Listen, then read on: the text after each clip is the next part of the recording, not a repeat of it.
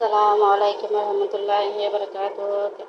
প্রিয় আপুরা ভাইয়ারা কেমন আছেন? আশা করি আল্লাহর রহমতে ভালো আছেন। আজকে আমি ঘরের কাজের ফাঁকে ফাঁকে আপনাদের সাথে একটা হাদিস শরীফ পেশ করব। হাদিস শরীফটি লিখেছেন হযরত আবু হুরায়রা রাদিয়াল্লাহু তাআলা আনহু বললেন, সাইয়্যিদুল আলম সাল্লাল্লাহু তাআলা আলাইহি ওয়াসাল্লাম এরশাদ ফরমালেন, তোমরা তোমাদের ঘরকে কবরস্থান পরিণতি করিও না। তোমাদের ঘরকে কবরস্থান পরিণতি করিও না। ঘরে কোরআন তেলাওয়াত করো। ঘরে কোরআন তেলাওয়াত করলে শয়তান পালিয়ে যায়। যাদের ঘরে কোরআন আছে অথচ কোরআন তেলাওয়াত করতেছেন না, তাদের ঘরে জাদু টোনা থেকে শুরু করে জিন পেতনির থেকে শুরু করে বিভিন্ন ধরনের আক্রমণ হতে পারে। কারণ যে ঘরে কোরআন তেলাওয়াত হয়, সূরা বাকারা পাঠ করা হয়, ওই ঘরে কোনোদিনও জিন ভূত আশ্রয় নিতে পারে না। তাহলে আমাদের রাসূলুল্লাহ পাক সাল্লাল্লাহু আলাইহি সাল্লাম নিজেই বলতেছেন, তোমরা তোমাদের ঘরকে কবরে পরিণতি করো না, অর্থাৎ ঘরগুলোকে কোরআন তেলাওয়াত করো আর শয়তানের ঘর থেকে পালিয়ে যায় যারা সূরা বাকারা পাঠ করে। আরেকটা হাদিস শরীফে আছে, হযরত ইবনে আরব বললেন, সূরা বাকারা 17,000 আদেশ, 13,000 আর নির্দেশ, 19,000 আদেশ, 19,000 সংবাদ। এতগুলো সংবাদ, এতগুলো আদেশ, এতগুলো নির্দেশনা রয়েছে, সেটা হচ্ছে যারা মুখস্থ বরকতময় সেটা ছেড়ে দিয়েছে। অথচ মুখস্থ আছে সূরা বাকারা, কিন্তু এটা তেলাওয়াত করা ছেড়ে দিয়েছে, তাদের জন্য এই ধরনের আদেশ নির্দেশগুলো বলানো হয়েছে। এখন আমরা প্রত্যেকদিন ঘরে আমরা সূরা বাকারা তেলাওয়াত করব, সাথে সাথে যখন আমরা কোনো কাজকর্ম করব আমাদের সূরা বাকারা যদি মুখস্থ থাকে আমরা অবশ্যই সূরা বাকারা তেলাওয়াত করার চেষ্টা করব। যে ঘরে বাচ্চারা ভয় পায়, যে ঘরে বাচ্চারা বা বড়রা আমরা নিজেরা অনেক সময় দেখা যায় যে নামাজ কালাম করতে গেলে, কাজকর্ম করতে গেলে অনেক সময় একা ঘরে ফিল হয়, একা একা ভাব লাগে, অনেক ধরনের ভয় লাগে, অনেক ধরনের অনেক কিছু লাগে। যারা ঘরে এই ধরনের কাজকর্ম একা একা করেন তারা ভালো করে বুঝতে পারেন। তখন যদি সূরা বাকারা মুখস্থ না থাকে, উজু করে সূরা বাকারাটা পাঠ করে নেবেন, জিন পেতনা ভূত চলে যাবে। আর হাদিস শরীফে এসেছে, যারা সূরা বাকারা এই পরিমাণ আমল করবে তাদের ঘর থেকে জাদু টোনা সহ সব যারা করে থাকে, শয়তানের ওয়াসওয়াসা যাদের ঘরে সব বেশি থাকে, তাদের ঘরে যদি সূরা বাকারা পাঠ করা হয় ওই ঘর থেকে সব কিছু পালিয়ে যাবে।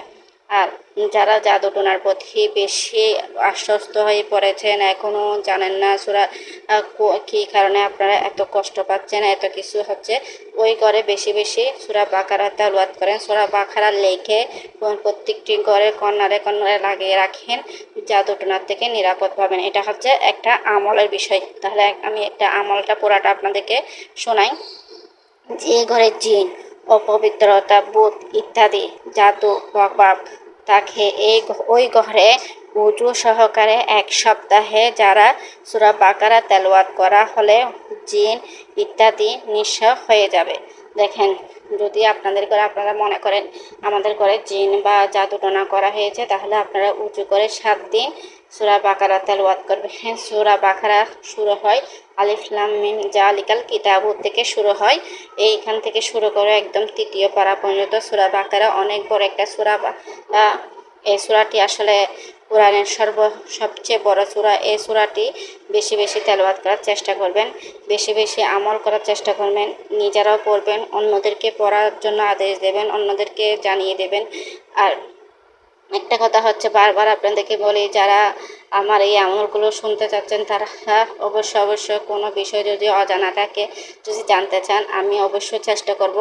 আমি আমার মুর্শিদ কেবলার আর আমলের কিছু আছে, ওগুলোর থেকে আমি আপনাদের সাথে তেলাওয়াত করে শোনাই, আপনাদেরকে বলে বিভিন্ন ধরনের কিভাবে আসলে খেদমত করা যায় সেটা চিন্তা করি আর কি, কীভাবে ইসলামের প্রতি আহ্বান করা যায় মানুষকে, ওইটাই চিন্তা। কারণ আমরা তো ঘর থেকে বের হতে পারি না, পর্দার ভিতরে থাকতে হয়, স্বামীর অনেক সময় আদেশ দেয়, অনেক সময় দেয় না, আমরা যেতে পারি, অনেক সময় যেতে পারি না।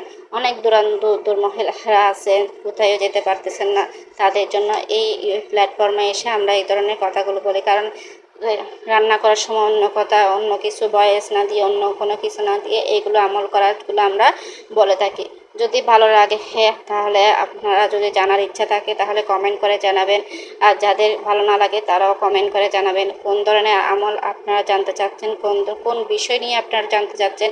ওই বিষয় সম্পর্কে আপনারা দয়া করে ছোটো বোন হিসাবে দেখবেন। হয়তো আমার কণ্ঠ সুন্দর না হতে পারে, কিন্তু আমার আমলগুলো, যে সব হাদিস, যে সব আমলগুলো বলি আমি, এগুলো যদি আপনারা কন্টিনিউ করতে পারেন তাহলে আপনারা নিজেরাই বুঝতে পারবেন আপনাদের পরিবর্তনটা।